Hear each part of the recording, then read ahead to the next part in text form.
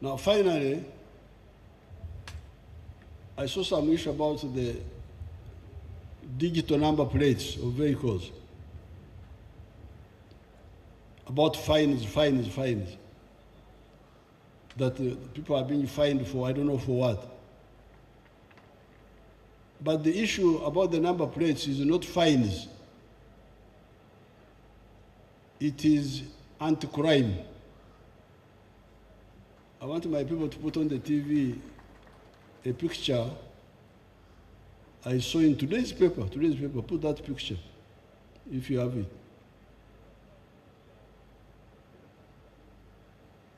Today's, you see that young man?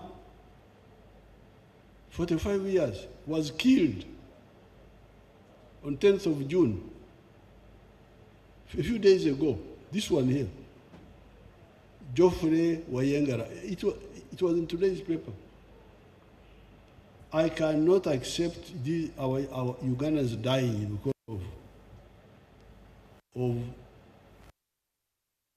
infrastructure. You remember when I addressed you in Parliament, I think it was 2018, I told you about the cameras. You were here with your policemen, just there, and Amrabier. That was all they were doing. And Amrabier, the one who's going to kill people doesn't call witnesses to see him. So I said, please, let's go technical, let's have cameras. Now the cameras have helped us to handle a number of things. But the problem they have is that the number plates, these ones which are just, they are cooked. They just go and pick something and put it there. These are digitized number plates with a central command post. You touch it, the command post alarm goes off. This is the work of the digital number plates, not collecting fines and so on.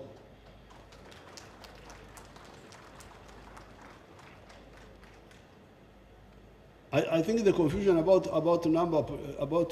fines could be because we didn't have money, and we told these people to do the number plates, maybe recover the money from those who make mistakes, fines. I don't know, I think that's where the confusion started. But the issue is about the number plate is digitized. Every vehicle must have a digital number plate, traceable by the central machinery, central command, to know which pikipikis were in this area at this time, which cars were in this area. Because these number plates which are put on and put off, these are meaningless.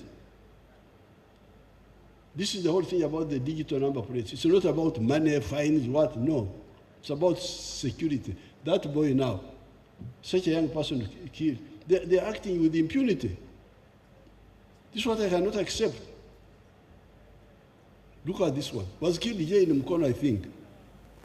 Yes, killed. And then we must now go, the cameras, sometimes the cameras also, they cover their faces, it's not easy to know, the number plates are forged. No. This is the purpose of the digital number plates. It's about security, not money, fines, what? Rubbish.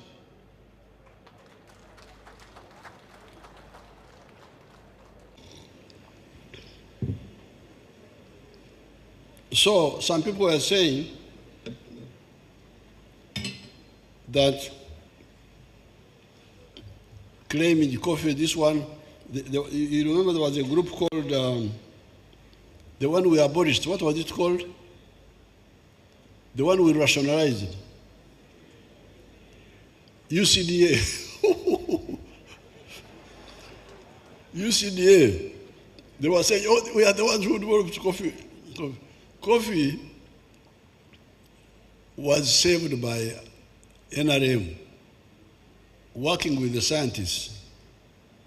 When we developed the chrono coffee, which was yielding much more than the other coffee of the 1960s, 50s, to prove that, we had very, very important coffee growers in Bushenyi, people like Mukaira, like Chikuri, like others who were growing, Kekuruso, they were growing coffee. But because the coffee price collapsed in the 60s, I think, they abandoned and went to cows. Up to now, they are big dairy farmers. They had abandoned coffee. We are the ones who rescued coffee. So it is the government.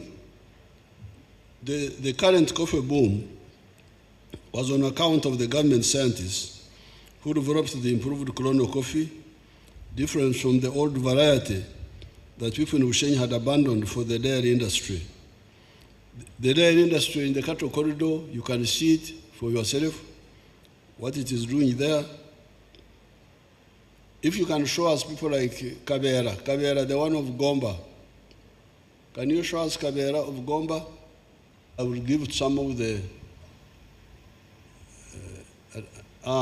you can see it there. That picture. I have that picture. I will give it to a few people after my speech. But that was 1963, Uganda, August. They were saying Federation this year, Federation of East Africa this year. That's what they were saying. Thank you. You can see the declaration, that declaration by our leaders. However, along the way, some of them developed cold feet.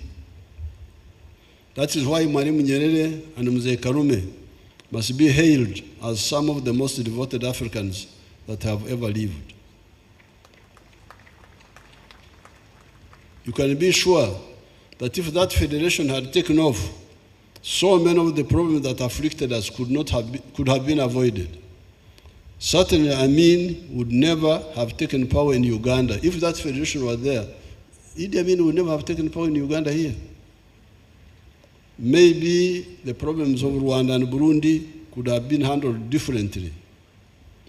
The problems of South Sudan and Somalia could possibly have been handled differently, as would have been the problems of Congo. Why do I say this? Uganda, Kenya, and Tanzania, under one political authority, would have been so strong that their voice in these matters would have been decisive. I remember, for instance, our leaders then took a stand on the issue of Congo in 1965. Soon, however, the states started taking divergent